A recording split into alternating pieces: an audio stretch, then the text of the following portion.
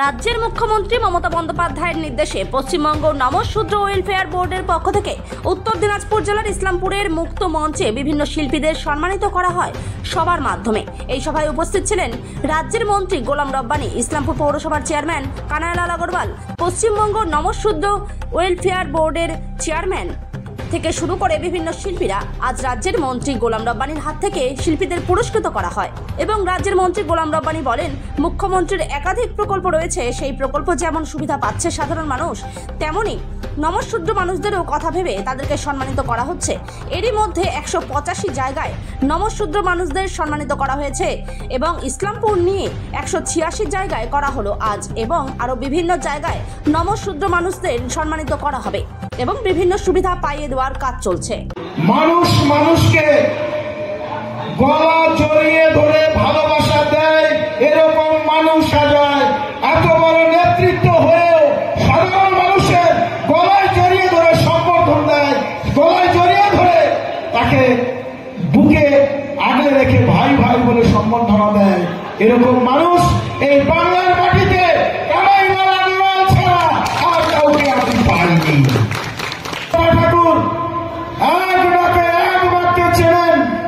যখন এই উত্তরবঙ্গে আসেন তখনই তিনি আমাদের কাছে জিজ্ঞেস করেন, কানাইদা কোথায় রয়েছে, কানাইদা থাকবে তো?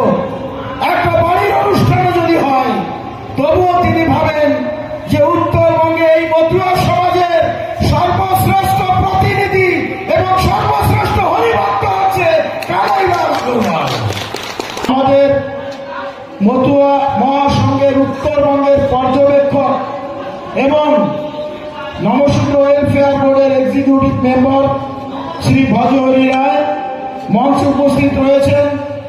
নমশূদ্র ওয়েলফেয়ার বোর্ডের সদস্য শ্রী সঞ্জীবন মণ্ডল মঞ্চে উপস্থিত রয়েছেন। আমাদের ইসলামপুর পৌরসভার নেতৃত্ব এবং আধিকারিকগণ, তথ্য সংস্কৃতি দপ্তরের আধিকারিকগণ মঞ্চে উপস্থিত রয়েছেন। আমাদের মতুয়া তথা নমশূদ্র সমাজের অত্যন্ত শ্রদ্ধেয় ব্যক্তিত্ব শ্রী দয়াময় বৈদ্য, স্বরূপানন্দ বৈদ্য মঞ্চে উপস্থিত রয়েছেন। অল ইন্ডিয়া নমশূদ্র বিকাশ পরিষদের এই উত্তর দিনাজপুর জেলার সাধারণ সম্পাদক শ্রী সুখেন মজুমদার দাঁড়িয়ে আন্দোলন হয়ে এই বাংলার মাটিতে নমশূদ্র ওয়েলফেয়ার বোর্ডের স্বীকৃতি পেয়েছিল। বাংলার মুখ্যমন্ত্রী মমতা বন্দ্যোপাধ্যায় আমাদের স্বীকৃতি দিয়েছিলেন। সেই সংবিধান রচিত হয়েছিল এই ইসলামপুরের মাটিতে বসে। এই ইসলামপুরের মাটি পুণ্যভূমি, এই ইসলামপুরের মাটি আমাদের সমাজের ঘাঁটি, নমশূদ্র সমাজের ঘাঁটি, মতুয়া সমাজের ঘাঁটি। দয়াময় বৈদ্য সেদিন ছিলেন, ওনার নেতৃত্বে আমরা সেই মিটিংটা করেছিলাম। সারা রাত বসে এই সংবিধানটা তৈরি করেছিলাম। আমাদের নমশূদ্র সমাজের আন্দোলন এই উত্তরবঙ্গের মাটি থেকে শুরু হয়েছিল। শিলিগুড়ির রাজপথে আমরা হাজার হাজার মানুষ মিছিল করেছিলাম।